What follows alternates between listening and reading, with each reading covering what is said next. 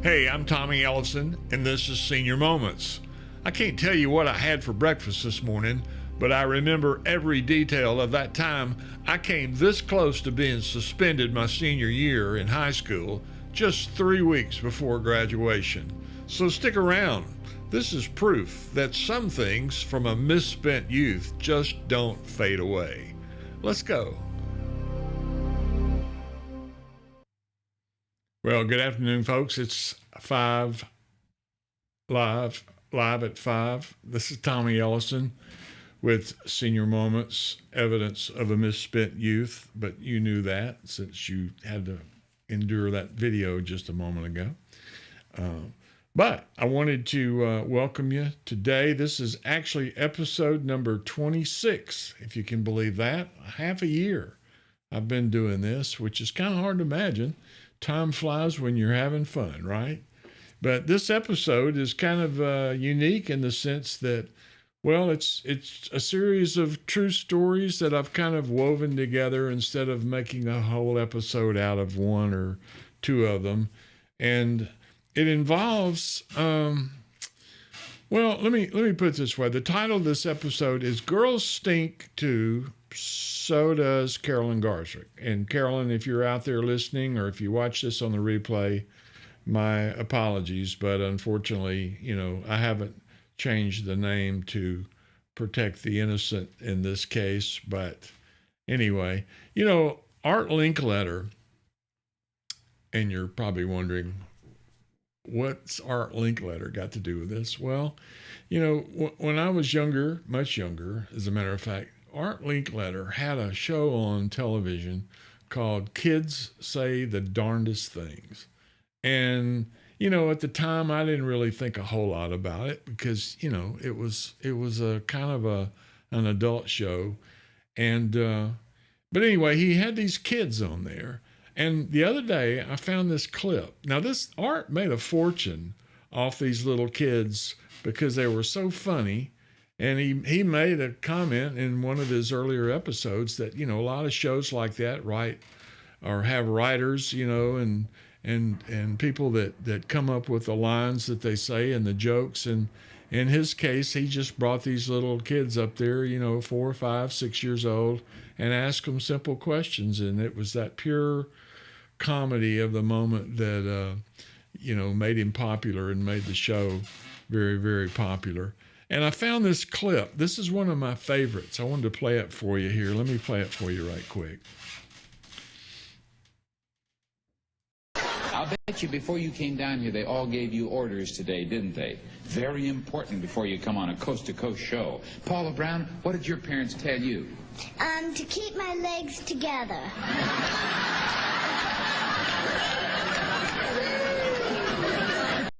Now that is a classic.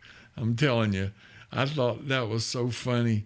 And it reminded me of this story that I heard. I can't swear that I know it's true, but I was told as if it were true about a preacher who every Sunday morning would bring all the kids from the congregation that were sitting with their parents and all. He would bring them all down and let them sit on the little stairways, 3 or 4 steps that led up to the pulpit and the platform area.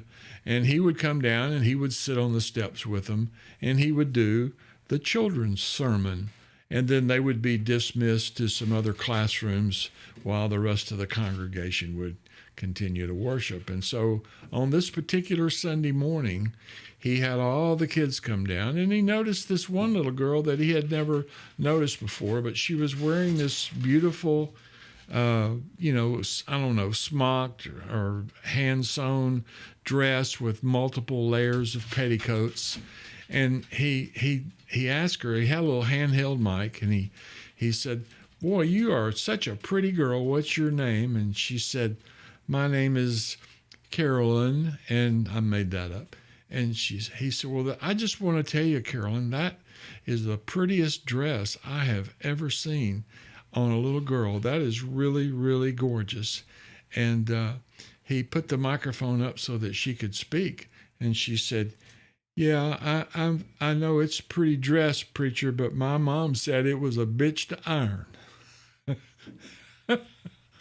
So, anyway, in that moment, they were dismissed, and life goes on in that congregation. Well, anyway, it was it kind of brought back some memories because kids, if you haven't noticed this, they sometimes say things that just stop you dead in your tracks. And it brought to mind something that happened a number of years ago because he's older now, but my grandson, I picked him up after school, and I'm thinking he was around first or second grade. I'm not absolutely positive about that, but he was in one of those earlier grades, and he jumps in the back seat, and gets all buckled up. And as we're driving away, he says, "Hey, Papa, what happened to the dinosaurs?" And I think they were maybe studying dinosaurs in school that day or that week, whatever. And I thought about it for a second, and I said, "Well, JT, the dinosaurs are extinct." And I could hear him processing that, as I was driving. And finally he says, "You know what, Papa?" I said, "What's that, JT?" He said, "Girls stink too." You can't write comedy like that. You know that, right? Well, anyway, it kind of flashed back into my mind some things that happened to me in my youth. And, it kind of, that first grade logic, it's undefeated, it'll always win. And hearing that kind of took me back, to my early days at St. Anthony's Catholic School, where I was a student for 8 years. And some things I remember vividly, like in the first grade, the nun who taught us divided us up. And I don't remember this exactly, but apparently she must have given us some type of a test that enabled her to divide us up into three reading groups. There were the Redbirds, which were the ones that could read, very well for first graders. And then there was the Bluebirds, which was, I guess, kind of the average readers at that point in their development. And then there were the Blackbirds. Now, I was a Bluebird, which I was happy to be, but I've always wondered what kind of self-esteem situation you set up with a group of kids that can't read very well, calling them the Blackbirds. I don't know. It seems like a stigma that they could have avoided. But then again, nuns dressing black and white, maybe it was no big deal for them. And I guess that's the way they chose to do it. But there was one little girl in my first grade class, and her name was Carolyn Garzarek. And I can remember vividly sitting in my desk, and the teacher asked us who knew their ABCs. Now, this is first grade. And I got to be honest with you. I mean, I had gone to kindergarten, but kindergarten to me back then, from what I recollect, was, playing in the sandbox and playing with the toys in the classroom. And it was more of a babysitting thing than it was a learning environment. Now, that may be on me. That might have been my fault. But little Carolyn Garzarek, beautiful little red-headed girl, she got up, and not only did she know her ABCs, she sang her ABCs. And you know what I'm talking about. A, B, C, D, E, F, G. Went all the way through the alphabet. She sang it perfectly, on pitch, and we all hated her because she just made us all look bad by her singing her ABCs. Well, Carolyn Garzarek, fast forward 8 years, smartest girl in the class, probably borderline prettiest girl, but there was another one that kind of gave her a run for her money as being pretty, although she was smart too. But Carolyn Garzarek and my mom, or let me rephrase that. Carolyn Garzarek's mom and my mom were friends because they went to Mass together at St. Anthony's Church. And so there was never any concern by my mother for me calling Carolyn Garzarek every night in the 8th grade, I should say weeknight, to determine what my homework assignment was for that evening. I mean, she was like a built-in homework accountability system. My mom would look at me and say, "So what have you got for homework tonight?" And I'm probably, well, we don't really have any homework tonight. Call Carolyn Garzarek. What have we got for homework? Well, I think we've got a math paper, but I didn't bring it home, and we'll call Carolyn Garzarek, see if she has an extra one. And Carolyn Garzarek became like my touchstone for comparing what my task was for having homework.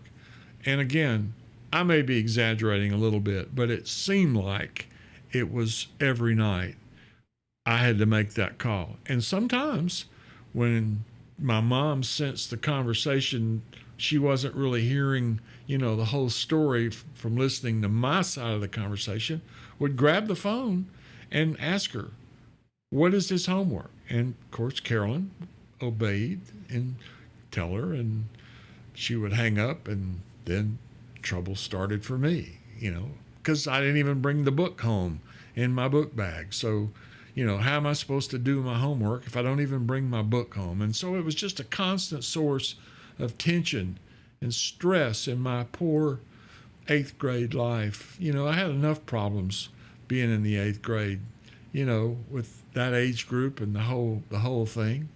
So anyway, every weeknight we called Carolyn, and well, I guess the other part about St. Anthony's that I remember pretty vividly is that my dad would drop me off at the playground in the morning on his way to work. And because of the time that he had to be at work, I was always probably 20, 30 minutes early for the actual start of school. And of course, in a Catholic school, the start of school means you go to Mass and participate in the Mass. And then when Mass was over, about 8:45, then you would go to your first classroom. And so going to Mass wasn't optional. When you got to school early, you had to go, and there was no exception. So, you go to Mass a lot, and I'm an 8th grader now, and trying to, follow the rules, going to Mass every day. You get the picture, right? And somewhere along the way, a couple of guys, including myself, decided that rather than go to Mass and sit in the church pews like we're supposed to do, and we had to sit by class, more on that later, we decided we would go up into the choir loft. Now, the choir loft in a Catholic church is always in the back of the church.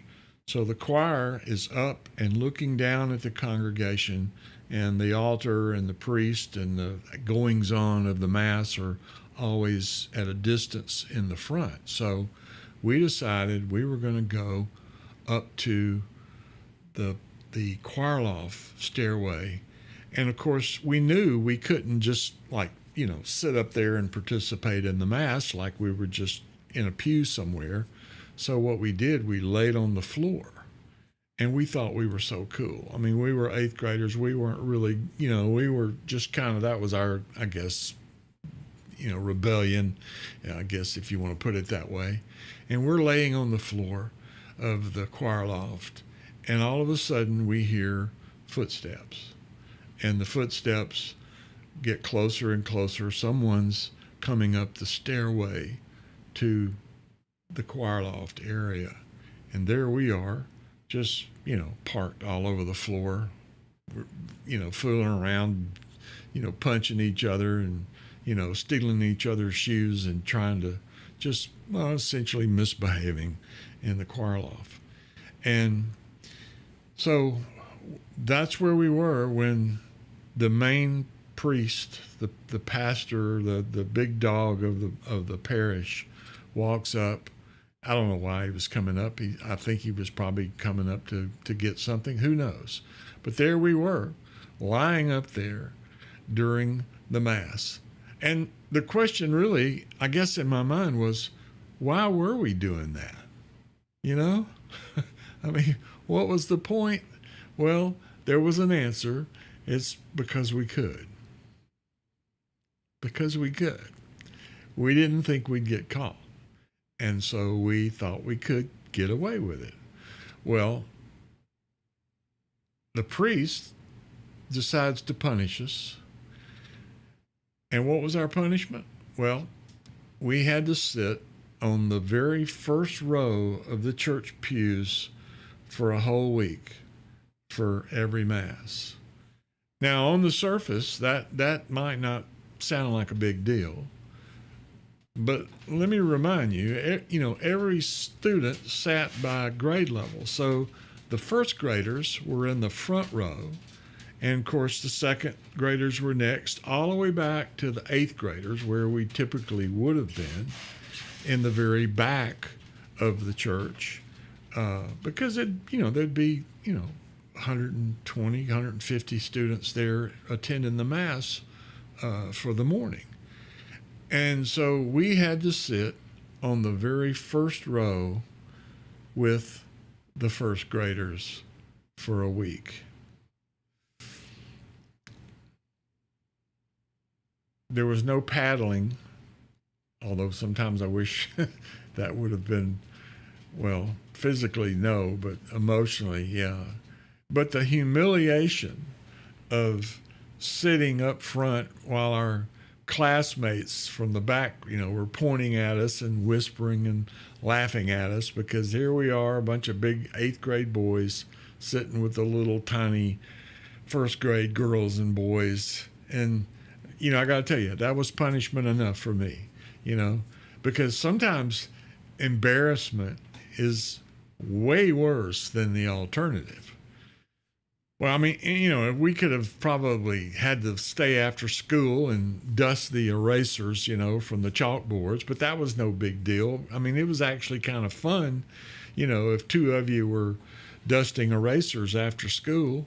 It wasn't really punishment, because most of the time we were, clowning around and, throwing erasers at each other, and they were full of dust. And when you hit somebody in the head with it, it would leave them in a dust cloud and dust chalk dust on their head and on their face. And so it was really more of a game than it was a punishment. And I know that because, well, I had to do it a few times. But in our case, justice was served right there on the front row of St. Anthony's Church.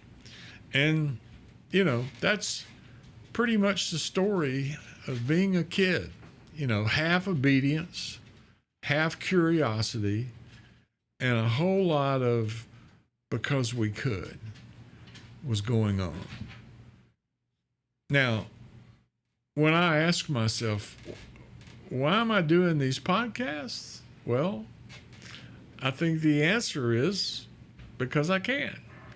And I'm just, coming clean and telling stories that, you've probably got stories that are just as intriguing as mine.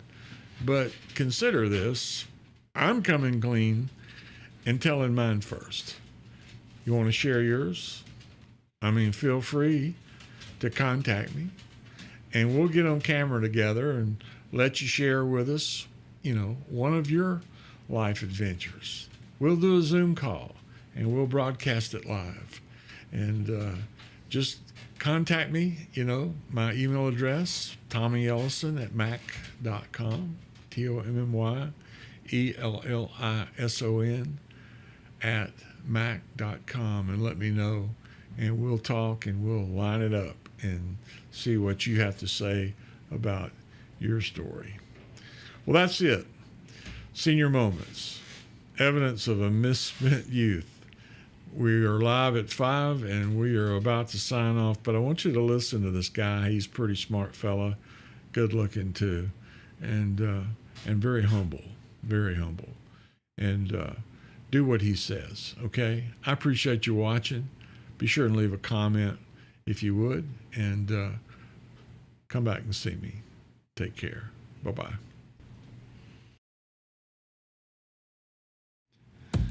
Well, hey, thanks for spending a few minutes with me on Senior Moments. If you enjoyed the ride, be sure and tap that like button, subscribe to the channel, and hit the bell so you don't miss the next one.